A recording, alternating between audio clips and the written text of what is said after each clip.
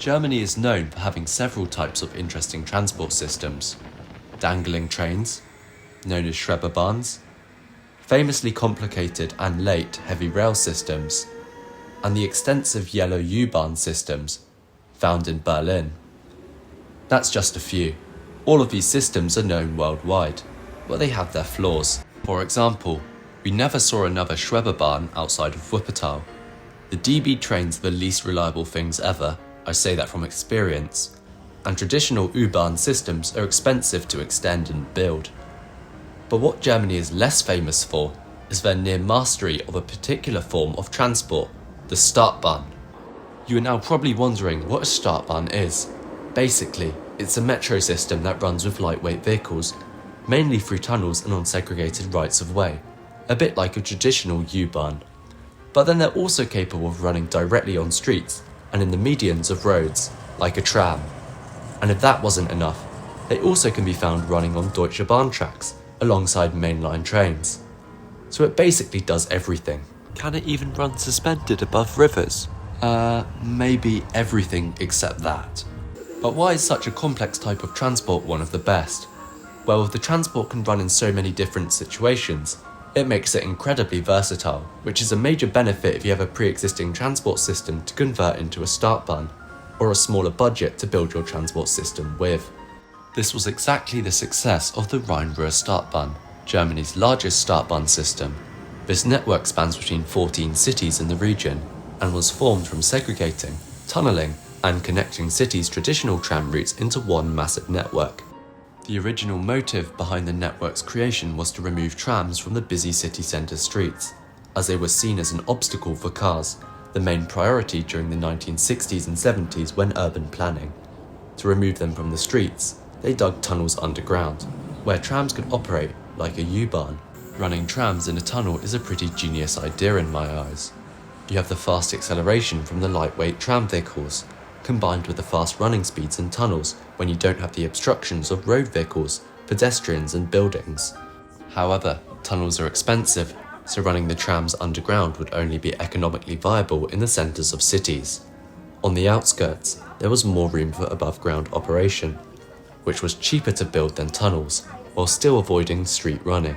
The project properly began in 1975, with a grand plan to build over 300 kilometres of fully grade-separated Stadtbahn lines across the region, by converting existing tram routes into these lines in small stages.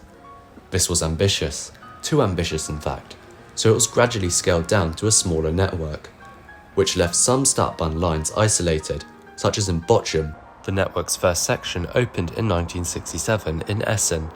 It was only a 500-metre stretch with an underground tram station, but it demonstrated that trams can run underground.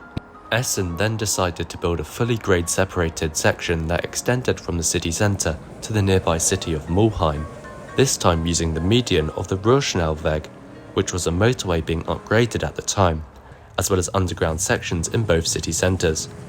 This line was used as the official pilot line for the region, displaying the standards of what a grade-separated Stadtbahn could look like. But what does this line actually look like? Well, it has high-floor platforms at all stations, so level boarding. The platforms are long enough to hold two trams coupled, so more capacity, and the line is fully grade-separated, so no street running or level crossings. The rolling stock used were standardised across the whole region. Specifically, they used Stadtbahnwagen B vehicles, which were ordered for when the systems opened. They entered service between 1976 and 1985, and these trains are still in service across the Rhein-Ruhr region today. In the city centre, the Stadtbahn system operates in the same tunnels as the trams.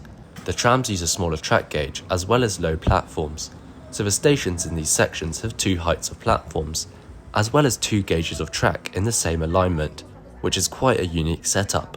While this was happening, the city of Dortmund was in the process of gradually converting their traditional tramway system into a Stadtbahn. This process started in 1976 and was carried out in small phases, lasting up until 2008. Around the same time, Düsseldorf was undergoing a similar transition of its transport system, with some traditional tram lines being moved into underground tunnels, again using new high-floor rolling stock. Gradually, smaller cities nearby saw the appeal of having underground trams in the city centre, and they also realised that they could connect themselves to other, larger cities cost effectively using the Stadtbahn lines.